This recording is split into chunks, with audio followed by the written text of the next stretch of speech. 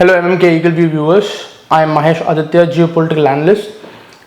Today we are going to discuss an important topic that's actually spoken for a very long time, almost for a month, but it's also covered in a lot of media outlets, but few informations haven't been discussed publicly and few informations haven't been spoken out informatively or very insightfully in the media outlets. So today's topic is going to be addition of BRICS membership and its world politics. If you see, we all know for sure that BRICS membership is a really crucial governmental organization. Few consider it as a non-governmental organization, but let us not go deep into that topic. But the thing is, BRICS is one of the most formidable membership groups. It's a collective of nations that actually strive for better economic growth, and it is also one of the rival or the counter organizations for other big organizations such as NATO or ASEAN, several organizations like that. So today we are primarily going to discuss about how BRICS membership and the additional countries that have joined the BRICS membership right now, how does this play a vital role in the geopolitics. So if you see, in August 2023, last year, the BRICS summit was actually held in Johannesburg in South Africa. So close to 6 countries have actually been invited, and they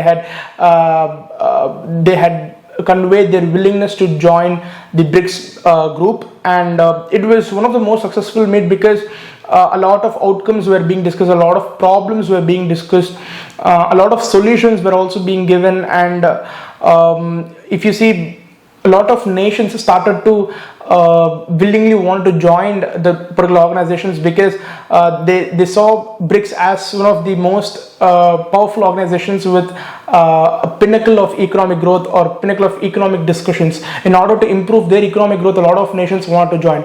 So if you see in that list, 6 countries actually asked for their willingness. I would like to name those countries: Saudi Arabia, Egypt, Ethiopia, Iran, Argentina, and the UAE. But unfortunately, within a month, by September or by the end of October 2023, Argentina want to step out because, as you know, Argentina is now in an extremely poor condition. That is, their economic situation is really bad.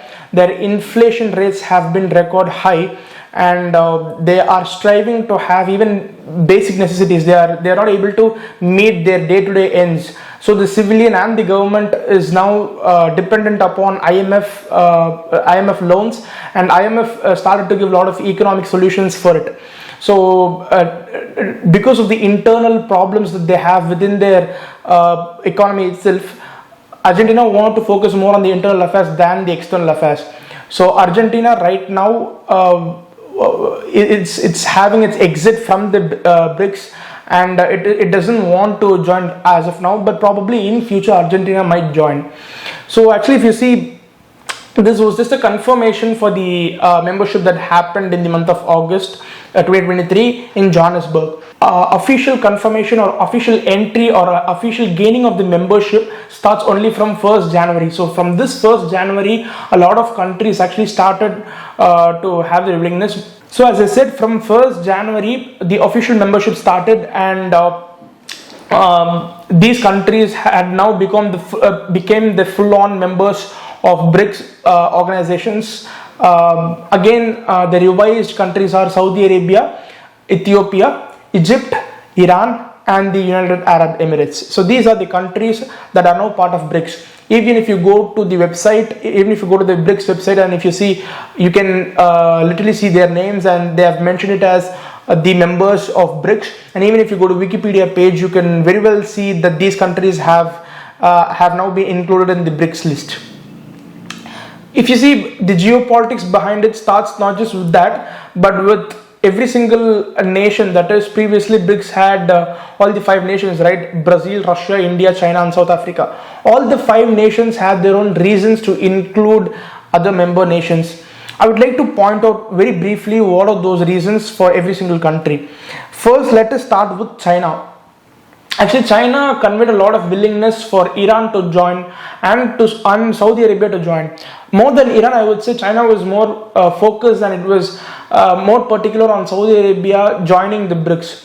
That's because if you see, even in last year, in previous video, I had mentioned that in March 2023, China brokered the detente or the resuming of ties between Saudi Arabia and Iran, right? So relations with Saudi Arabia is seen as the direct challenge or direct countering to the United States of America, because if you see, Saudi Arabia has now maintaining a diplomatic I would say it's undergoing a rough patch with the United States, because Saudi Arabia is moving now closely towards China and Russia, and also with India. So because of these reasons, China wanted Saudi Arabia's entry so that it wanted to give a clear message to the United States. So this is one reason why China wanted Saudi Arabia. The next thing is Russia. As you know, all Russia has been maintaining very, very close relations, intense close relations with Iran. And Ibrahim Raisi, the leader of Iran, actually he visited Kremlin last year. He went and saw Putin in person. So that is the kind of relationship that they have. And be it economical relations or be it political relations, Russia has been sharing a close bondage with Iran. So Russia had the reasons for Iran to join the BRICS nations, BRICS membership. And the next is Brazil. Most of the countries, they see Brazil as one of the rivalries of Argentina. That is true to an extent, but if you compare Latin America, if you see Latin America as a continent, both Brazil and Argentina have been pals, they have been buddies, because they had actually they've had a lot of cooperation and joint, I would say more than cooperation, they had a lot of joint ventures between these two governments, because whenever Argentina was in distress, Brazil used to help it, be it economically or be it politically. So Brazil actually wanted Argentina, but Argentina's economic situation or inflation rates as of now, it pushed Argentina to back out of this grouping. And the next is South Africa.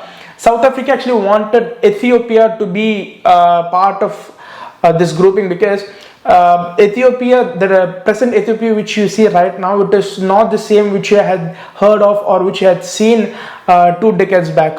Because 2 to 3 decades back, I still remember that a lot of people talking about Ethiopia as one of the most poorest countries in Africa. But that's not the situation right now. So South Africa wanted to have that sort of I would say a mutual connection with Ethiopia, so that both Ethiopia and South Africa could be leaders in Africa. So South Africa actually vouched for Ethiopia's entry into the BRICS grouping.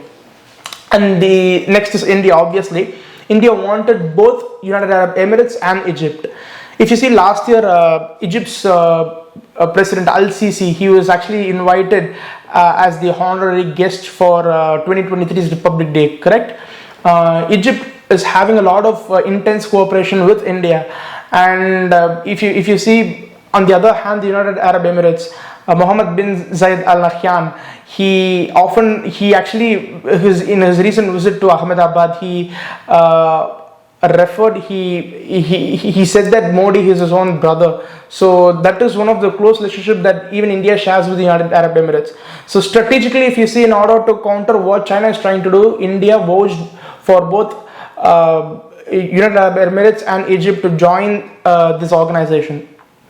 So these are one of the few things that few nations wanted to include as their own exertion of power in this grouping. So let us go to the geopolitical impact.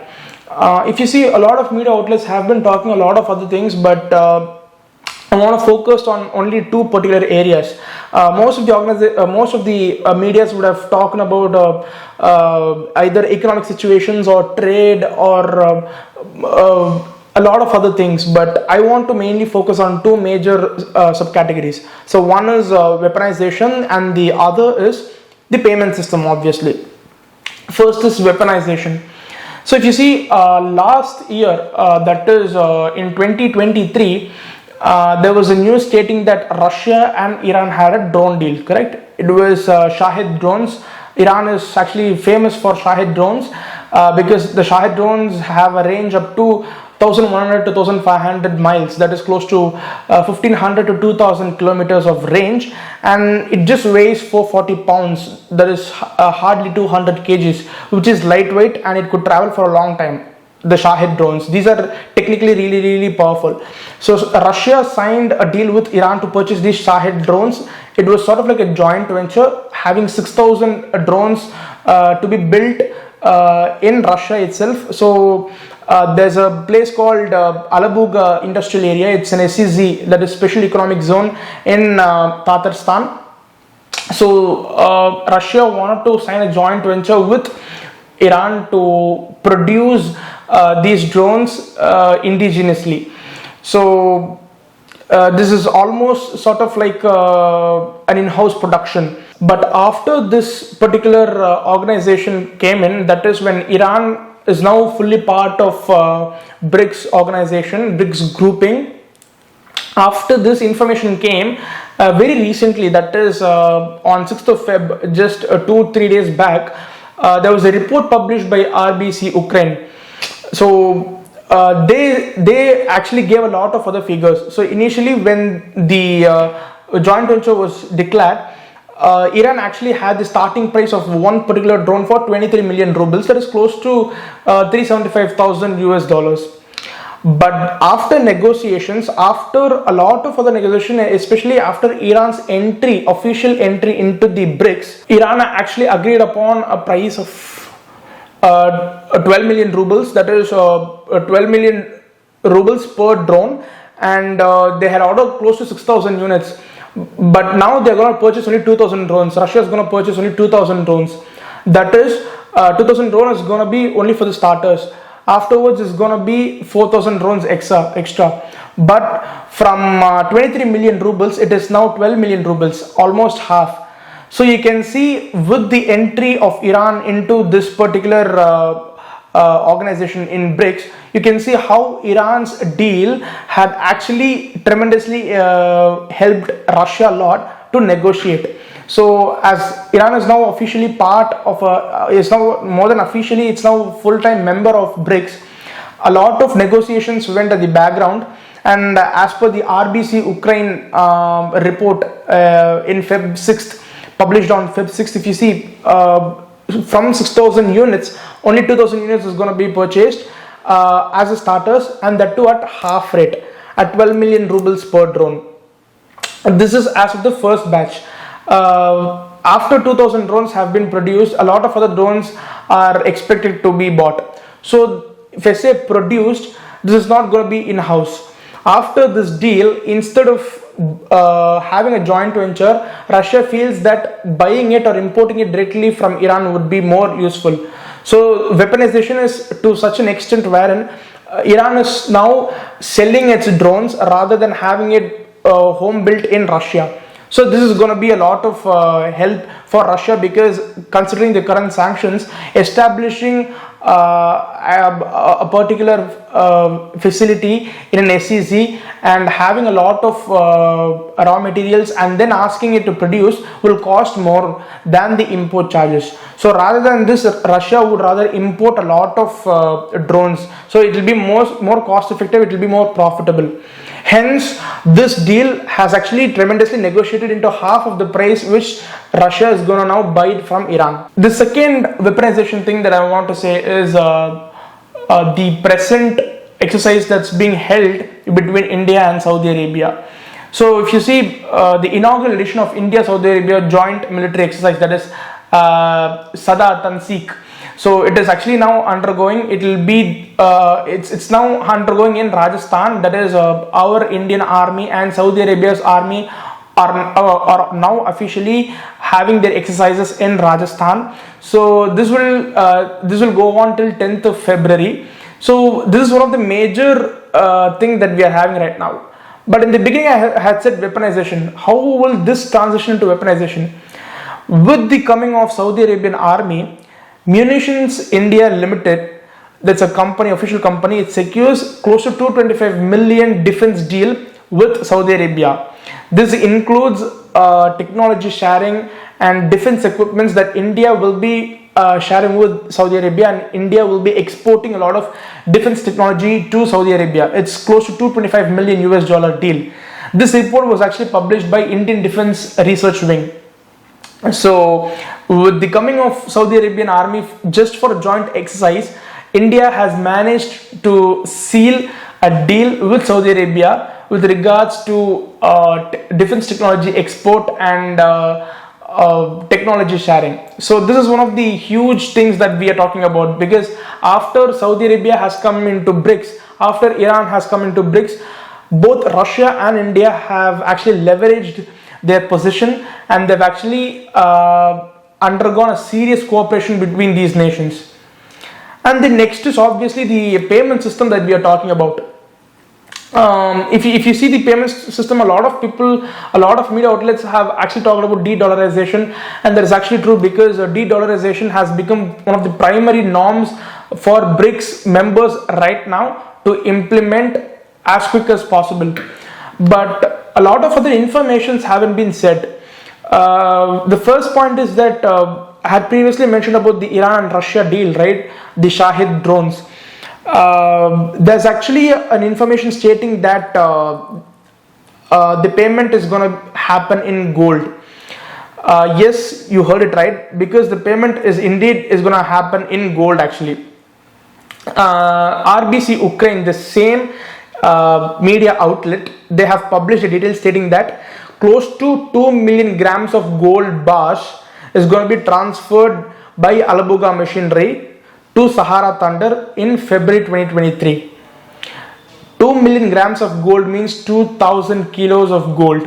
We all know that before the start of special military operation in Ukraine, and even during the present operation, if you see, Russia has bought a lot of gold and they have stocked a lot of gold in their reserves. This is for a reason, because we all know the peg system, or the we all know that United States dollar USD is actually not based upon the dollar value. Dollar being the basis, or dollar being the basis for transaction, gold is considered as much more heavier, or gold is considered much more valuer than the USD. So realizing this particular fact, Russia has bought a lot of gold and they have stockpiled them. So this is actually a measure, because in order to reduce the de-dollarization, trade only with gold actually devalues USD, and it increases the value of gold, because USD, by the end of the day, USD is nothing in front of gold. And the next is actually South African foreign minister's quote, because on the day of joining, on the official date of these countries joining the BRICS, there was actually an official press meet, and the South African minister actually gave an official report, and she gave a lot of other informations. I would like to quote what she said. The South African foreign minister's name is Naledi Pandor, and I quote, she said that the blog found the current predominantly dollar-based international payment system to be unfair and costly. This is the amount of, if you see, non-dependency that other countries are trying to exhibit by staying away from dollar, by moving out of dollar-based transactions to their indigenous payment services. So we were actually talking, we spoke a lot about Vostro and Nostro accounts in our previous videos. So Vostro and Nostro accounts, like if you see, most of these comes into place only when all the other countries agree to pay in their own digital cash. That is, if there's a trade between South Africa and India, both should trade both in Rand, as South African Rand, as well as in Rupee. This is how the system works. If only one particular currency, for instance, in comparison with Russia and India, we were trading only in Rupee, while ruble transaction was less. So with more transaction in Rupee, the Russians had a lot of rupee in their hand, and they have a lot of stock of rupees in their hand, and they don't know how to give away those rupees in order to buy something else from other countries. So this is one of the major limitations. And ruble is not it's not trustable right now easily, because ruble is actually fluctuating. Ruble's value is actually fluctuating. Because of this particular reason, if you see, a lot of other countries need to cooperate in such a way that every single country's indigenous currency should be actually traded with one another. In this way, de-dollarization is actually possible. So these are some of the things that I want to discuss very, very briefly, because these are considered to be one of the prime things that BRICS nations wanted to achieve, and not just economically but even politically and with defense aspect.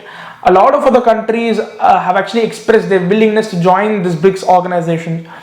These are some of the geopolitical things that I have discussed. More of trade and more of economic matters have been discussed, but the facts that I have spoken right now, the analysis which I have given, are actually least spoken in any media outlets. So this is what I want to present to you guys right now. Hope this was very informative to you. If you have any comments, if you have any criticisms, please do mention in the comment section below. Thank you. Namaste. Jai Hind.